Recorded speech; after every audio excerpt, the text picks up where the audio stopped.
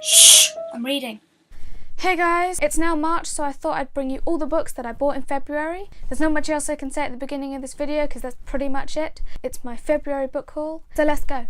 One of the first books I got is The Curious Incident of a Dog in the Nighttime by Mark Haddon. This book is about a boy called Christopher. He's more intelligent than most kids. He understands maths and science, but he can't really understand other human beings. And so when he finds his neighbour's dog dead, he decides to track down the murderer and write a murder mystery about it. So that sounds cool. I think I've heard of this book before, so that's kind of why I picked it up. I just felt like the title felt familiar and I'm looking forward to reading that one. One of the next books I got is The House of Silk by Anthony Horowitz. I think that's how you say his name.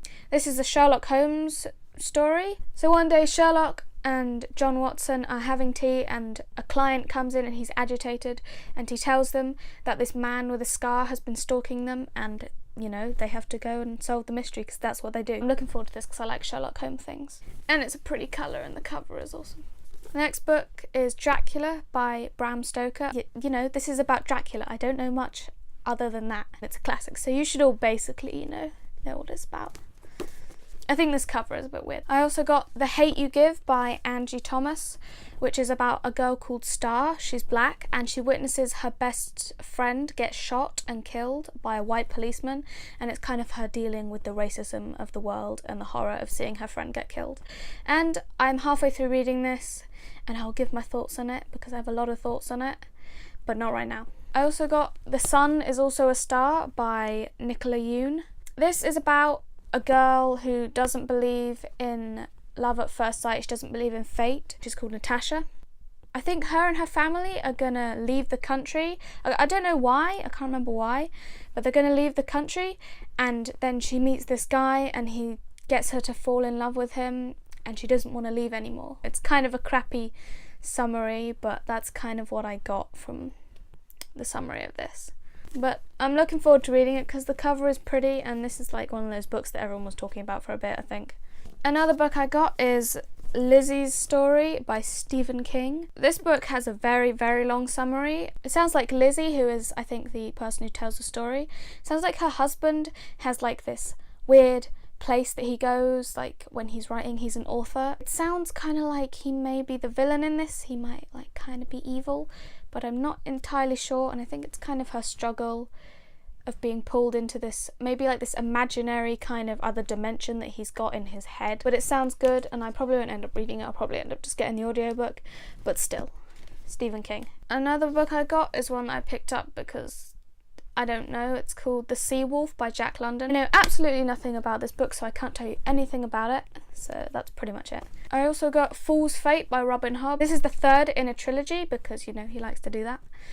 And I can't tell you much about it because, you know, I don't know much about the trilogy and I don't want to read the back because spoilers. Another book that I can't tell you anything about because I haven't read the first book and I don't want to read the back of this one because it's the second one, I think, is The Wise Man's Fear by Patrick Rothfuss. This is a very big book, like really you could hit someone over the head with it and kill them if you felt so inclined. I don't at the moment, but you know, you never know. But yeah, I'm looking forward to this one because the cover is so pretty and I've had the first book sitting on my shelf for like so long and I really need to read it, but I just got put off by how small the writing was and how big the book was. But hopefully this year I'll get around to reading them because this book just looks gorgeous. I also got The Girl with the Dragon Tattoo by Stieg, I don't know, someone Larson. This book, I don't really know what it's about either. I should probably know what it's about, but like, I don't know, I've been wanting to kind of try reading this for ages because like, I just remember like a lot of stuff going on about it. I just remember seeing it everywhere and then the movies came out and stuff. I just want to try reading this book, even though I have no clue what it's about, like whatsoever. I also got The Invisible Library by Genevieve Kogan. This is about someone called Irene who is a spy for a mysterious library and they harvest works of literature from other like realities, which sounds really cool. She's sent to an alternate London with her assistant to retrieve a very dangerous book, but when they arrive it's already been stolen and so then they kind of have to go and look for it, I think. So I'm really looking forward to this because this one sounds quite cool. I like alternate realities. I don't like time travel, but I like alternate realities. Another book I got this month, I think I got this one this month, I'm not entirely sure, but I don't think I put it in my January one, so we're going to put it in my February one. This one is The Invention of Hugo Cabret by Brian Selznick, who was the man who illustrated Harry Potter. This book is about a boy called Hugo, and he basically lives on his own in a Paris train station because his drunk uncle just disappeared one day and he was supposed to be looking after him. And so Hugo lives alone and he has to pretend that his uncle is still there, so he looks after all the clocks like his uncle did. And I can't say a lot about this book. I feel like there's so much that I need to cover when I talk about this book that I can't say anything more than that. The last book I got, well, it was one of the first books I got, but the last book I have to show you guys is The Death and Life of Charlie St. Cloud, which I'm not gonna lie, I may have possibly slightly maybe picked this up because of Zac Efron, but that's beside the point. I did really enjoy this book, even though it's kind of cheesy. The reason I did pick it up because of Zac Efron is because he was in the movie adaptation that I watched like ages ago.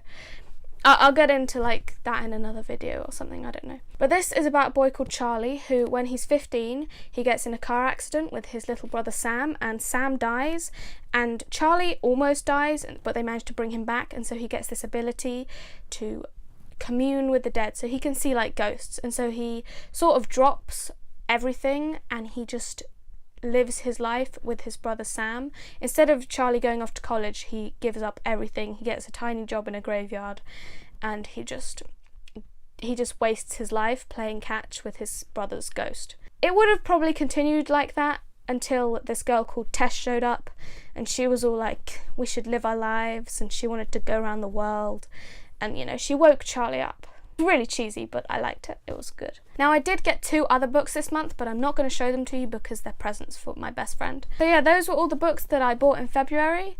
I'm still not very keen on editing these book hauls or even making them, but like, I like to let everyone know what books I bought because, oh my god, books. But yeah, so don't forget to like and subscribe and tell me a book that you bought in February, if you bought a book in February, and if you didn't, then you know, go buy one. Yeah, that's pretty much all. Bye. I told you. Shh.